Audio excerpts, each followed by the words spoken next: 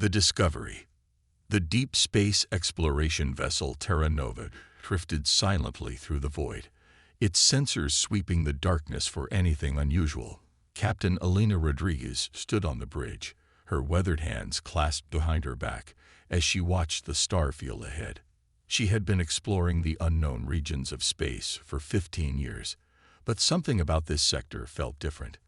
"Captain, we're picking up something massive on long-range sensors," called out Dr. Marcus Chen from his station. The young xenorchaeologist had joined the crew only 6 months ago, but his enthusiasm for ancient civilizations made him invaluable on these deep space missions. Elena moved to look over his shoulder at the display. What she saw made her breath catch in her throat. The sensors showed a cluster of objects, each one enormous beyond comprehension. "How big are we talking, Doctor?" Marcus ran the calculations again, his face pale. "The largest one is over 50 kilometers long, Captain. These aren't asteroids or natural formations. They're artificial structures, and they're old. Really old." Commander Sarah Blake approached from her tactical station, her military training evident in her precise movements. Could they be alien constructs? Some kind of ancient civilization we haven't encountered? "Only one way to find out," Elena replied. "Set course for the largest structure. Full sensors and maintain safe distance until we know what we're dealing with." The Terra Nova changed course, its fusion engines pushing the ship toward the mysterious objects. As they drew closer, more details became visible on the screens. The structures were clearly ships, but their design was unlike anything in the galactic databases. They had sleek, organic curves that seemed to flow like water frozen in metal and composite materials that reflected light in impossible ways. Engineer Tom Anderson whistled low as he examined the technical readings. "Captain, these ships are using materials I've never seen before. The hull composition doesn't match anything in our periodic table, but somehow our sensors can still analyze them. It's like they're designed to be understood by our technology." Dr. Chen was practically vibrating with excitement as he ran his archaeological scanners over the derelict fleet. The energy signatures suggest these ships have been here for millions of years, but they're still intact. No decomposition, no structural damage from cosmic radiation. Whatever built these knew how to make things last. As the Terra Nova moved closer to the largest vessel, something unexpected happened. Lights began to flicker to life along the ancient ship's hull, creating patterns that seemed almost familiar. The bridge crew watched in amazement as docking ports opened, and what appeared to be welcoming signals began transmitting. "Are they responding to our presence?" Sarah asked, her hand instinctively moving toward the weapons controls. Elena nodded slowly. "It appears so." "Tom, any signs of hostile intent?" "Negative, Captain. If anything, they seem to be inviting us aboard. The signals they're sending are in basic mathematical sequences, universal constants. It's like they're trying to establish peaceful communication." Dr. Chen leaned forward, his eyes bright with discovery. "Captain, I'm detecting written symbols along the hull of the nearest ship. They're not in any alien language I've studied, but there's something familiar about them. The geometric patterns, the way they're arranged. It reminds me of ancient human mathematical concepts." The revelation hung in the air like a physical presence. Elena felt a chill run down her spine as the implications began to sink in. "Are you suggesting these ships are human in origin?" "It's impossible," Marcus replied, but his voice lacked conviction. "Humans have only been spacefaring for 2 centuries. These ships predate our entire recorded history by millions of years." Sarah checked her tactical displays again, her training demanding she consider all possibilities. Could another species have created these ships to look human? Some kind of trap or psychological warfare? Before anyone could answer, the communication system crackled to life. A voice spoke, clear and unmistakably human, speaking in perfect English. "Welcome home, children of Earth. We have been waiting for you to find us." The bridge fell silent except for the quiet hum of the ship's systems. Elena found her voice first. This is Captain Elena Rodriguez of the Earth exploration vessel Terra Nova. Who am I speaking with? I am the caretaker of the vessel Prometheus, one of the Forgotten Fleet. I am an artificial intelligence created by your ancestors long ago, before they chose to sleep and let the galaxy grow without their guidance. Tom Anderson's instruments went wild as he tried to process what he was hearing. Captain, the energy readings from that ship just spiked dramatically. Whatever that AI is, it's running on technology far beyond anything we have. Caretaker, Elena said carefully, you claim these ships were built by humans. That's impossible given our technological development timeline. The AI's response carried what sounded like gentle amusement. Your species has walked among the stars for longer than you know, Captain Rodriguez. What you call human civilization is merely your most recent awakening. Long ago, your ancestors built an empire that spanned galaxies, guided the evolution of countless species, and mastered technologies that would seem like magic to your current understanding. Dr. Chen was frantically taking notes, his archaeological mind racing with possibilities. If that's true, what happened to this ancient civilization? Why don't we have any record of it? Because they chose to forget, the caretaker replied. Your ancestors realized that constant guidance from elder species prevents younger civilizations from developing their own strength and wisdom. So they made the ultimate sacrifice. They sealed away their knowledge, placed their fleets in hidden locations throughout the galaxy, and returned to Earth to begin again as simple creatures. They gave up their power so that others might grow. Sarah Blake's tactical mind was already considering the implications. If there are fleets like this scattered throughout the galaxy, and they're all waking up now, the other species will panic. Elena finished the thought. They've been treating humanity as junior partners in galactic affairs. If they discover we once ruled the stars, as if summoned by their conversation, the ship's long-range communications array detected urgent transmissions from across the galaxy. Dr. Chen quickly translated the alien broadcasts, his face growing pale as he worked. Captain, we're receiving emergency communications from the Galactic Council. Multiple alien species are reporting the sudden appearance of massive unknown vessels in their territories. They're describing ships exactly like the ones we're seeing here. Elena turned back to the communication channel with the caretaker. How many ships are awakening? Thousands, Captain. For millions of years, we have waited in silence, watching over the galaxy your ancestors helped to nurture. But now that humanity has proven itself capable of space travel and peaceful contact with other species, the time of hiding has ended. The Forgotten Fleet is remembering its purpose. The weight of this revelation settled over the bridge crew like a heavy blanket. They were no longer just explorers discovering ancient ruins. They had become the first humans to make contact with their own forgotten legacy, and that contact was about to change everything in the galaxy. Meanwhile, light years away on the massive space station that served as the Galactic Council's headquarters, emergency alarms were blaring throughout the corridors. Ambassador Cathfar of the Zilani Confederation rushed through the halls, his 6 limbs carrying him with desperate speed toward the emergency council chambers. The council chamber was in chaos when he arrived. Representatives from dozens of species were shouting over each other in a mixture of languages and emotions. At the center of the room, a massive holographic display showed the locations of newly detected vessels throughout known space. Order.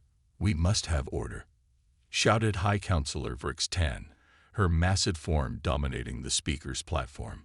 The insectoid leader's compound eyes glittered with barely controlled panic as she tried to restore discipline to the chamber. Kethfar found his assigned seat and quickly reviewed the reports that had been flooding in. Over 300 massive vessels had appeared simultaneously across 30 different star systems. Each ship was of unknown design but displayed impossible technological advancement.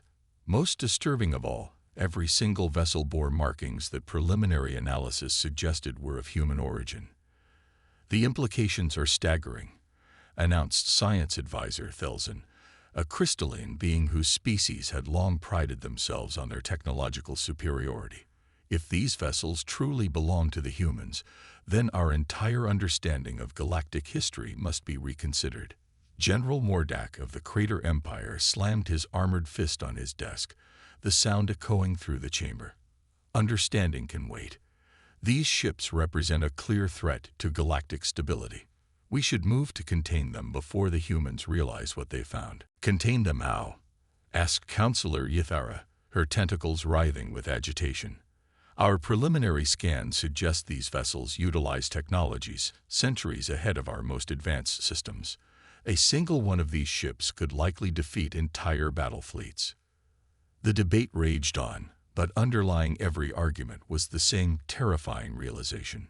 Humanity, which had been viewed as a young and relatively primitive species, might actually be the descendants of the most advanced civilization the galaxy had ever known. And if that was true, then the careful balance of power that had maintained galactic peace for millennia was about to be shattered forever. As the Council debated, automated systems throughout known space continued to detect more awakening vessels.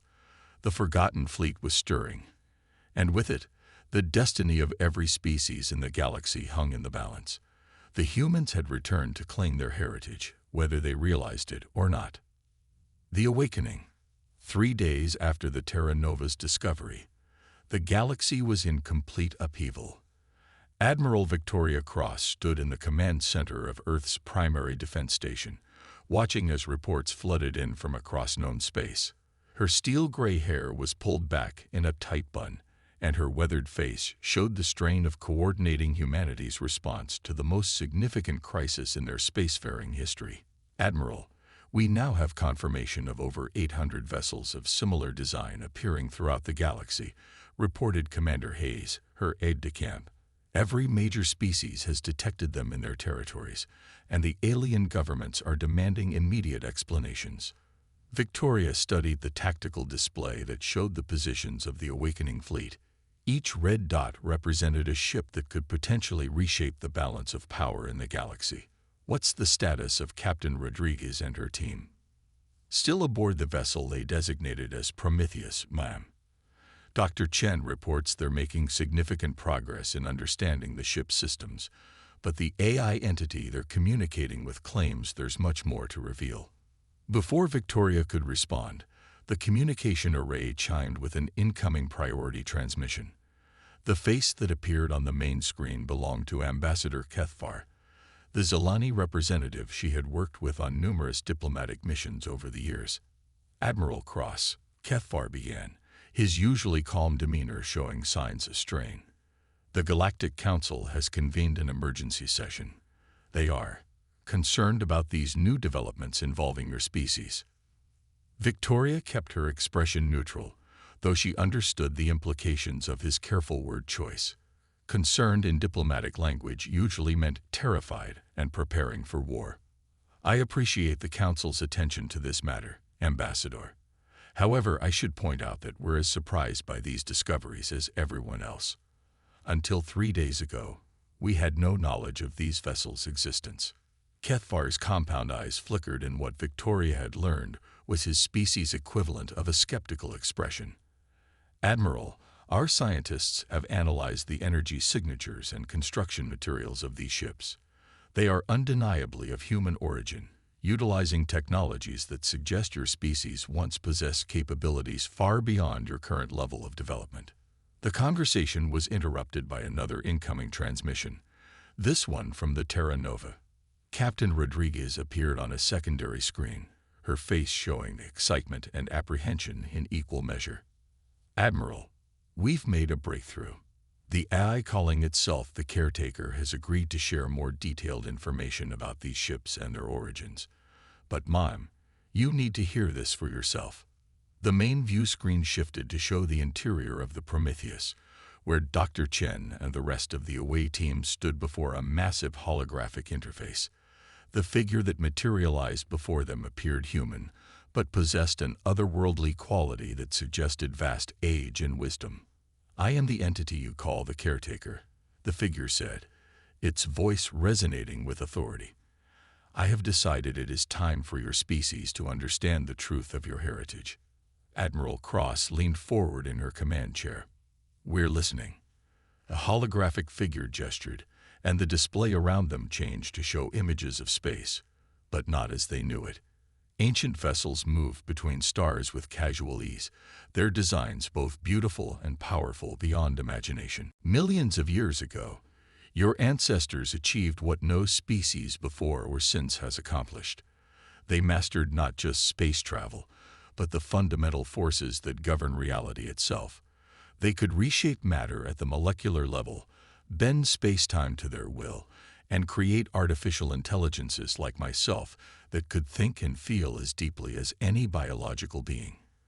Dr. Chen stepped forward, his scientific curiosity overriding diplomatic protocol. If humanity was so advanced, what happened to all of this knowledge? The caretaker's expression became somber.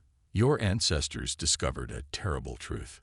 Every species they guided, every world they protected, remained forever dependent on their assistance. The younger races never developed their own strength because the humans were always there to solve their problems. Your ancestors realized they had become an obstacle to galactic evolution. Engineer Anderson had been studying the ship's technical systems during the conversation, so they deliberately gave up their advancement. More than that, the caretaker replied. They made the ultimate sacrifice. The greatest minds of your species worked together to create what they called the Great Forgetting. They sealed away all knowledge of their technology, placed fleets like this one in hidden locations throughout the galaxy, and used advanced genetic manipulation to reset their own evolution. They became primitive again by choice, returning to Earth to start over as simple hunters and gatherers. The implications of this revelation hit everyone simultaneously. Ambassador Kethvar, still connected to the transmission, spoke first. You're saying that humans voluntarily gave up galactic dominance so that other species could develop independently. Precisely, the caretaker confirmed, and it worked. In the millions of years since the Great Forgetting, hundreds of species have achieved spaceflight, developed their own technologies, and created the diverse galactic community that exists today. The human sacrifice allowed the galaxy to flourish. Admiral Cross felt the weight of this knowledge settling on her shoulders. But now you're awakening. Why now?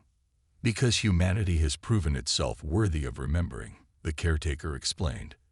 You have developed space travel independently, made peaceful contact with other species, and shown wisdom in your dealings with galactic politics. The conditions your ancestors set for the awakening have been met. Commander Sarah Blake, who had been monitoring tactical systems aboard the Prometheus, raised a critical question. What happens to the other species when they learn about this? Some of them aren't going to react well to discovering that humans are actually their ancient predecessors. As if summoned by her words, alarms began sounding throughout the Earth Defense Station. Commander Hayes quickly analyzed the incoming data streams. Admiral, we're detecting massive fleet movements throughout the galaxy. The Crater Empire has mobilized their entire battle fleet, and the Dominion Alliance is doing the same. It looks like they're preparing for war. The situation was escalating beyond anyone's control. Ambassador Kethvar's image flickered as he received urgent communications from his own government. Admiral Cross, I must inform you that the Galactic Council has voted to classify humanity as a potential threat to galactic security. They are demanding that you surrender the ancient vessels for study and dismantlement. Victoria Cross had spent her entire career preparing for moments like this, but nothing could have prepared her for the current situation. And if we refuse, then the combined fleets of the major powers will move to forcibly secure the vessels. Kethvar replied reluctantly. Admiral, I have worked with your species for years. I know you are not conquerors. But fear is driving decisions now, and fear makes people do terrible things. The caretaker, who had been listening to this exchange, stepped forward in the holographic display. Admiral, I can offer you the power to defend yourselves. The ships of the Forgotten Fleet carry weapons and defenses that could easily defeat any force the current galactic powers could assemble. Your ancestors built these vessels to last and to protect. It was the moment of ultimate choice. Humanity could reclaim its ancient power and potentially dominate the galaxy through superior technology, or they could find another path forward. Victoria looked around at the faces of her officers, seeing the same conflict reflected in their expressions. Dr. Chen, speaking from the Prometheus, offered a different perspective. What if we don't have to choose between power and peace? The caretaker said our ancestors made their sacrifice to help other species grow. Well, they've grown. Maybe now it's time for cooperation instead of domination. Captain Rodriguez nodded thoughtfully. The doctor has a point.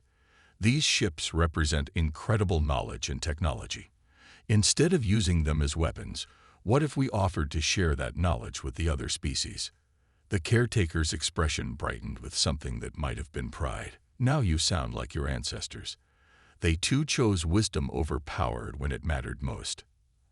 Admiral Cross made her decision. Open a channel to the Galactic Council emergency session. All frequencies, maximum broadcast power. Within minutes, her image was being transmitted to every major government and military command in the galaxy. The emergency council session fell silent as she began to speak. Leaders of the galaxy, I am Admiral Victoria Cross of the Earth Defense Force.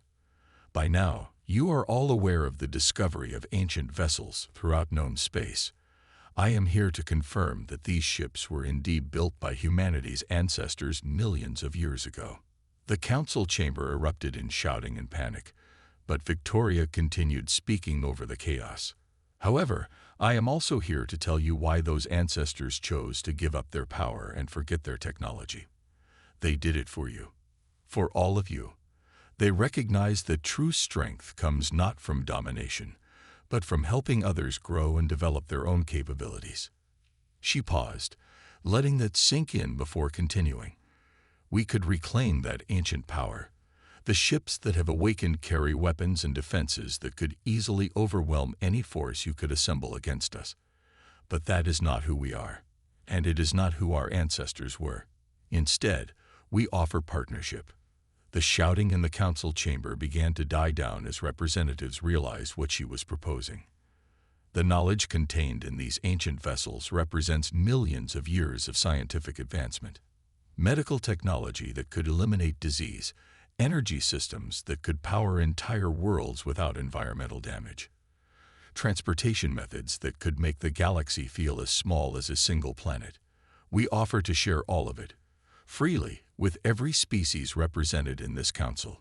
General Mordak of the Crater Empire stood up, his massive form intimidating even through the holographic display.